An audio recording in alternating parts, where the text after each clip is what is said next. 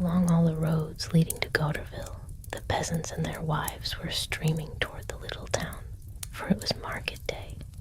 The men plodded with slow, heavy strides, their bodies bent forward with each effort of their long, bowed legs.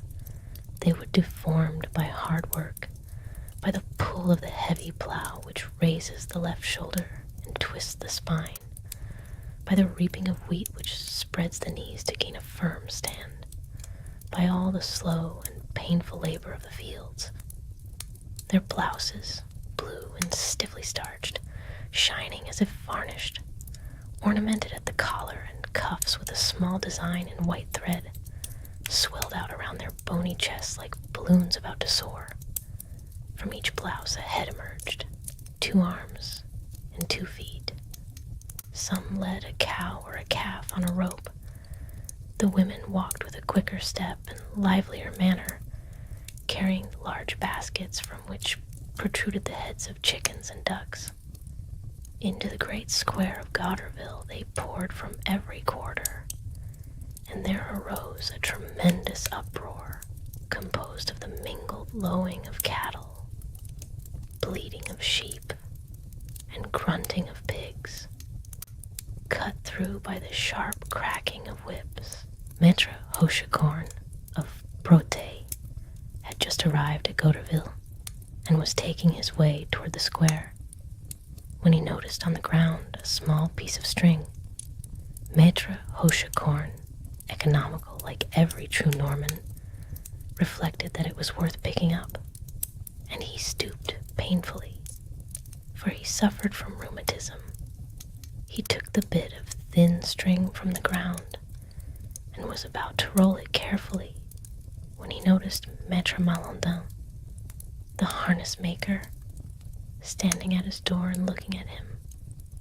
They had once had a quarrel over a halter, and both men bore the grudge still. Being of that temper which nurses its bitterness long, Hochecorn was seized with a kind of shame at being seen thus by his enemy, picking a bit of string out of the mud. He quickly concealed it beneath his blouse, then in his breeches pocket, then pretended to search the ground for something he had not found, and finally walked on toward the market, his head bent forward and his body doubled over by his pains. He was soon lost in the noisy, shuffling crowd, where every man was in slow and ceaseless motion, bargaining, arguing, and crying out. At noon, when the market was at its fullest, a town crier announced through the square that a pocketbook containing 500 francs and some business papers had been lost that morning on the Bouzeville road.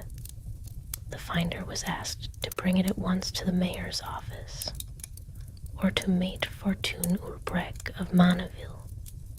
In the afternoon, toward 6 o'clock, Maître Hochecorn was returning home when he was stopped by a gendarme, who asked him to accompany him to the mayor's office. There he found the mayor himself seated in his armchair, a grave man of pompous bearing. Malandin stood near him, watching with a sly and vindictive look. The mayor spoke. Maître Hochecorn, you were seen this morning on the Bouzeville road to pick up the pocketbook lost by Maître Ulbrec. The old man stared, dumbfounded, already troubled at such a suspicion. He fumbled in his pocket and drew out the little string. Here's the string I picked up, Monsieur le Maire. But the mayor shook his head. Malandin, smiling with contempt, declared that he had seen the man clearly stoop down and pocket the object. Hochecorn was dismissed, but not believed. The seed of doubt already planted deep. That evening, Hochecorn spread the word of his innocence throughout Croix-Crozet. He stopped every man he knew, told his story over and over, displayed the piece of string, and grew indignant at being disbelieved. "It's a funny story," said those who heard him, and they laughed. He told it at supper, and again to passers-by, and to all who came. He turned it and twisted it, found better arguments, more forceful protests, but his listeners, though they appeared convinced, did not quite believe him.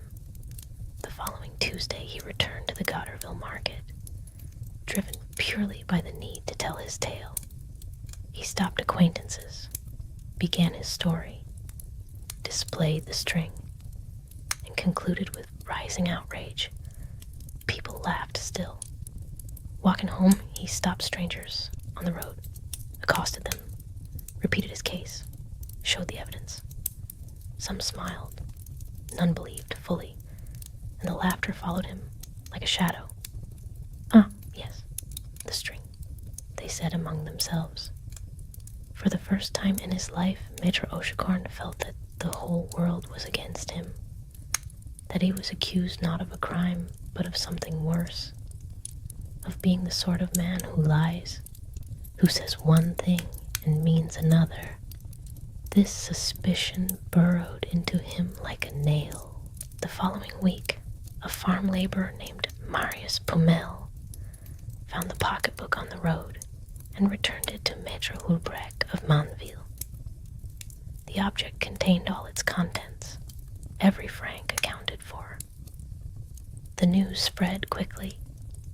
Hochkorn heard of it and went at once to the mayor, triumphant. "I am very glad," said the mayor, "that the affair is cleared up. But the matter remains embarrassing for you, because it was Malandon who saw you, and one cannot know at this point whether his report was true or mistaken." Hochkorn was stunned. He had expected relief, vindication, the warmth of a man publicly restored.